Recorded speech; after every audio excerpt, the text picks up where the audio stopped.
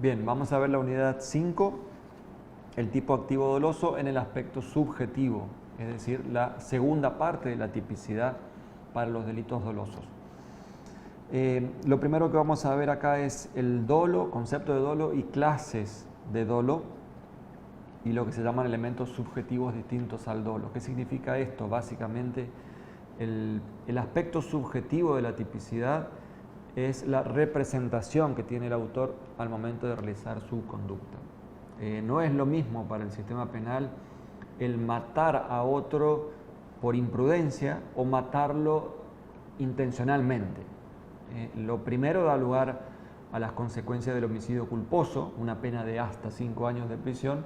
Lo segundo da lugar a la sanción por homicidio simple, o sea, homicidio doloso, de 8 a 25 años de prisión. Entonces, el dolo es la representación de los elementos objetivos del tipo penal. O sea, todos los elementos que se exigen a nivel de tipicidad objetiva, el autor se los tiene que representar. Dicho en otras palabras, para imputar a una persona la pena del artículo 79 de homicidio doloso, es necesario que el autor, cuando mató, haya sabido que estaba matando. Eso es básicamente el dolo, la representación de todos los elementos del tipo objetivo. Hay 3 clases de dolo, lo que se llama el dolo directo, indirecto y eventual. El dolo directo significa básicamente la intención de provocar ese resultado. El dolo indirecto significa que el autor no tiene exactamente esa intención, o sea, provocar el resultado que va a provocar su conducta, sino que tiene otra, pero sabe que es la consecuencia necesaria de su acción. Ejemplo típico: quiero matar al dueño del auto, al que va en el vehículo que yo identifico, pero sé que también va a morir el chofer. La muerte del chofer, actúo igual, provoco la muerte de los dos. Bueno, la muerte del chofer se me va a imputar a título de dolo indirecto. El dolo eventual significa, digamos, según la doctrina mayoritaria, la forma más leve de dolo. Sin embargo, estudios de hace algunos años de algunos autores consideran que no es la forma más leve, sino que es la forma básica de dolo. ¿Qué significa el dolo eventual? Que el autor se representa la posibilidad o la probabilidad de que se produzca el resultado. Aunque no busca específicamente ese resultado, él se representa de que posiblemente o probablemente se va a producir ese resultado y actúa igual. Bueno, hay una gran discusión sobre cuál es el límite entre dolo eventual y la culpa, que es más leve, que tiene pena considerablemente menor en el Código Penal argentino. Y por último, en este punto estudiamos también los llamados elementos subjetivos distintos del dolo, es decir, que algunos tipos penales exigen en el aspecto subjetivo, o sea, en cuanto a las representaciones del autor, exigen algún elemento especial. Por ejemplo, por tomar un caso en el Código Penal, el artículo 80, inciso séptimo, sanciona penalmente a la persona que mate a otro para ocultar otro delito, por ejemplo. Típico caso, el ladrón que mata al guardia del banco para ocultar o para facilitar el delito de robo que ha cometido o que va a cometer. En esos casos, entonces, es necesario verificar que el autor haya tenido ese elemento subjetivo especial, que, ojo, es algo distinto al dolo. El dolo es la representación de los elementos objetivos del tipo penal. Siempre utilizamos este ejemplo de un libro. El aspecto objetivo y el aspecto subjetivo en los tipos dolosos tienen que coincidir exactamente. El dolo es la representación de estos elementos objetivos del tipo penal, entonces hay una congruencia, hay una coherencia. En algunos tipos penales, excepcionalmente, se exige elementos subjetivos especiales, o sea que el aspecto subjetivo abarca todo el aspecto objetivo y exige algo más. En el punto 2 de la unidad 5 vamos a ver las distintas teorías que hay en materia de dolo, básicamente teorías de la representación y teoría de la voluntad.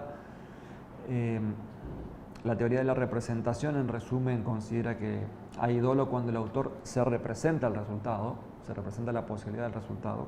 La teoría de la voluntad dice que no solamente se tiene que representar, sino que tiene que querer además ese resultado. O sea que esta segunda teoría es más exigente que la primera en materia de dolo.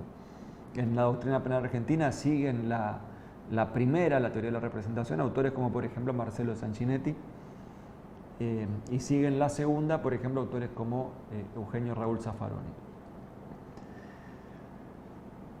En el punto 3 vamos a encontrar el error de tipo y las clases de error. ¿Qué significa el error de tipo? Es el desconocimiento de algunos o de todos los elementos objetivos del tipo penal. El autor, por ejemplo, cree estar disparando contra un animal y en realidad está disparando contra una persona sin saber que es una persona y le provoca la muerte. Bueno, ese es un caso de error de tipo, que el error de tipo trae como efecto sistemático excluir el dolo, y si no hay dolo no se puede aplicar el tipo doloso. Vamos a encontrar dos clases de error, vencible o invencible. El error vencible tiene ciertas consecuencias, el error invencible tiene otras consecuencias más fuertes, más drásticas en el sistema penal. El error vencible excluye el dolo, el error invencible excluye el dolo y también la culpa. O sea, no hay ninguna forma de responsabilidad penal si el error que comete el autor es invencible. ¿Cuándo es invencible? Cuando no tenía forma de superar ese error una persona medianamente prudente tomando todos los recaudos para el caso. Es importante distinguir el error de tipo con otras formas de error, por ejemplo el error de prohibición. El error de prohibición tiene otras consecuencias a nivel de la teoría del delito. Básicamente puede excluir la culpabilidad, pero nunca va a excluir la tipicidad. El error de tipo influye sobre la tipicidad. ¿Cuál es el error de prohibición? Bueno, cuando el autor sabe lo que está haciendo, por ejemplo, sabe que está matando a otra persona, pero cree que para el caso está autorizado por la ley a hacer eso. Ese sería un error de prohibición.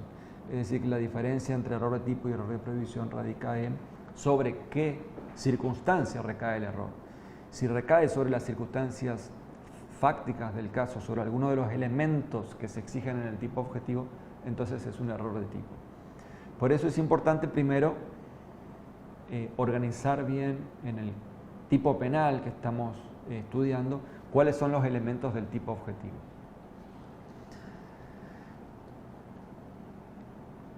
Por último, en la unidad 5 vamos a encontrar clases especiales de error.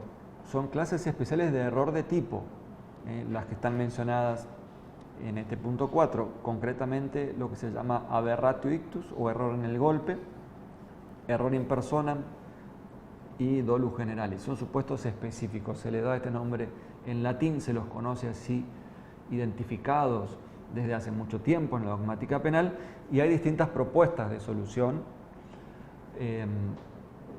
por la doctrina penal. Hay que ver cuál de esas propuestas de solución es más convincente. Mucho tiene que ver en esto el concepto de dolo que uno tome desde el principio, digamos, cuando se refiere al tipo subjetivo, para tratar de solucionar estos casos.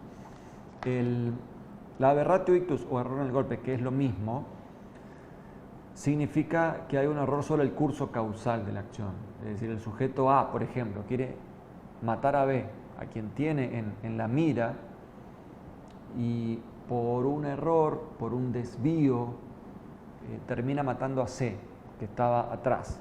Ese es el supuesto llamado error en el golpe. Bueno, ¿cómo se resuelve ese caso? Es lo que vamos a estudiar en este punto. El error in personam, en cambio, no implica un error en el curso causal, implica solo un error en la identidad de la víctima, o mejor dicho, en la identidad del titular del bien jurídico que se afecta. Ahora el sujeto A quiere matar a B y mata a B. Eso, mata a esa persona que tiene identificada delante, pero resulta que tuvo un error sobre la identidad. Creía que era B, pero en realidad era C. Fíjense que acá el error es diferente. No se da un error sobre el curso causal de la acción. El curso causal de su acción llega a destino como él pretendía. Lo que pasa es que el error sobre la identidad de esa víctima es lo que va a traer alguna consecuencia en este caso. Hay que diferenciar el error sobre agravantes y sobre atenuantes en algunas figuras penales. Para dar un ejemplo, el error sobre las agravantes, tenemos que pensar que algunos tipos penales tienen una forma básica, por ejemplo el homicidio simple del artículo 79, y una forma agravada, el homicidio agravado del artículo 80, por ejemplo. El 80, inciso primero, que dice el homicidio es más grave si uno mata al padre, hijo, ascendiente, descendiente, cónyuge, etc. No es lo mismo que matar a cualquier otra persona. Bueno, si hay un error sobre esas circunstancias agravantes, ese error va a traer como consecuencia la imposibilidad de aplicar esa figura agravada.